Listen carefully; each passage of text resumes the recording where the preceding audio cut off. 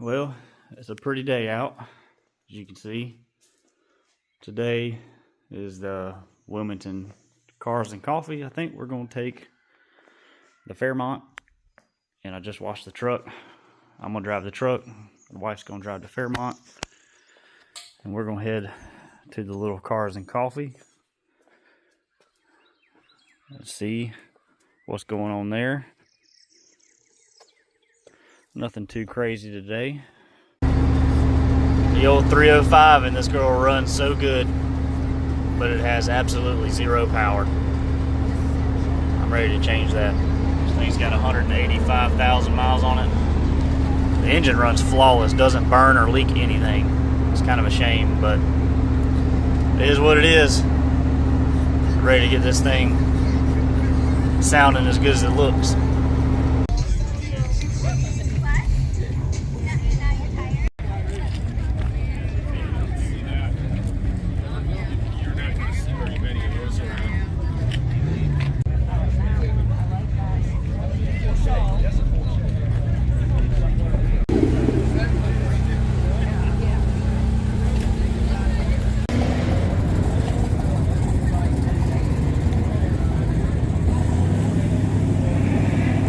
I am now messing with this engine that's out of the RX-7, and I need to put all the timing cover.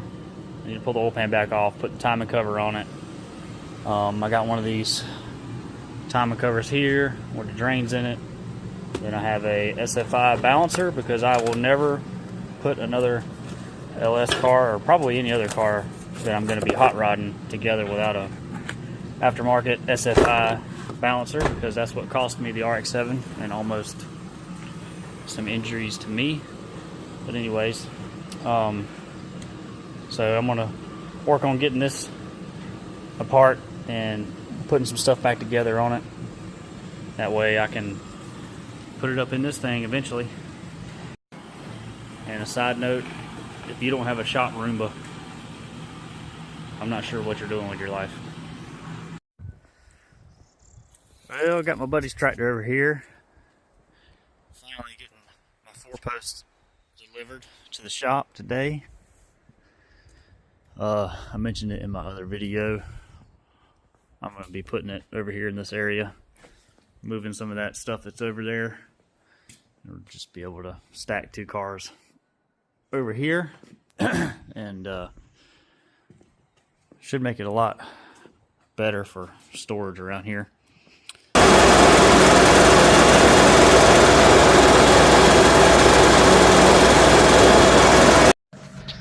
Just got the lift unloaded.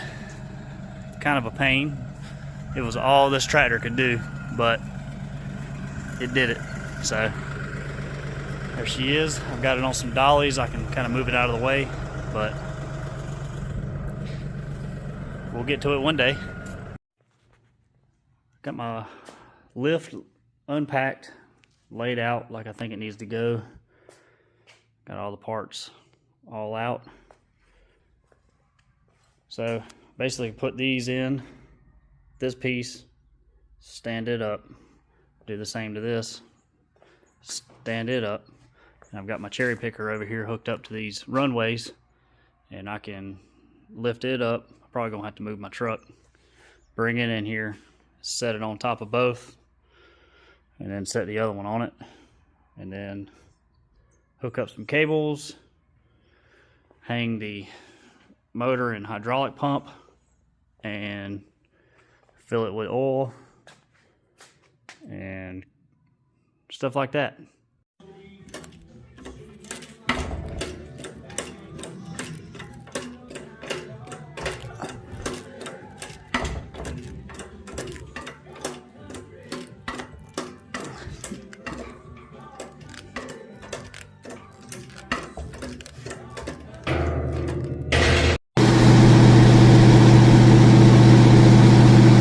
Cruising into Fairmont.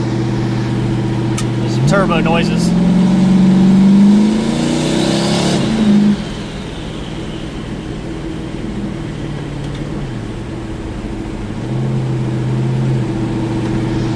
I love this car.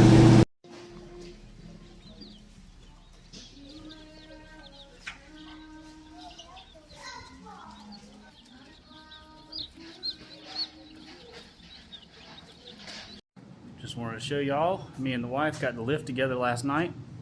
You see the Fairmont on the lift behind me, and this is the real reason why I wanted it, so I could stack cars on top of each other. Obviously I have the 2-post for some stuff, but this is really why I wanted it. But like I said, there's an initial reason why I bought it, but looking at it, I think it's going to be pretty nice for pulling transmissions and stuff like that.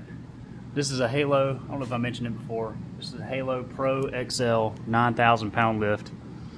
I have not had either truck on it yet, just the Fairmont. It seems pretty stable. It comes with these casters. You put a pin in down here and you lower the lift down on them, obviously without a car on it, and it lifts the posts up and you can kind of wheel it wherever you want. We put it together over here in this corner of the shop, and I wheeled it over here by myself last night, so it moves pretty easily. It's not too bad. Thinking I might put some lights under these runways and maybe try to rig up some kind of switch or something that whenever the lift is raised up, some lights come on, or I might just put a manual switch on it. I'm not sure, but I like it so far. I had to adjust the cables a few times to get everything even where the locks hit at the same time, but so far I think it's going to be a nice addition. Got some drips trays that come with it, and it also comes with a jack tray. And the jack tray is pretty nice. I didn't get a jack with it because they're like $900, but I might be able to make something work. I don't know if a small floor jack will get in there and where you can roll it and lift it up, pull tires off. I'm not sure, but I've got a 2-post if I need to do stuff like that. So I don't know, but pretty nice so far. Been working on the tow rig. Put a new serpentine belt on it. I had a transmission line, I believe it was this one that goes from here up to the radiator. It's been leaking for probably a year, just barely seeping a little bit. So I bought all new transmission lines, transmission cooler lines for it. Got them on. It's kind of a pain, but pulled the radiator out. I'm gonna get some radiator hoses for it that are on the way. They were looking a little bit like they needed to be changed. So got all these parts strung out. Once all my parts come in, I'm gonna go ahead and get her back together. I got a new coolant overflow because it's got some junk in the bottom of it. I'm gonna go ahead and put a new one on it, put all new coolant in it, kind of spruce it up a little bit more.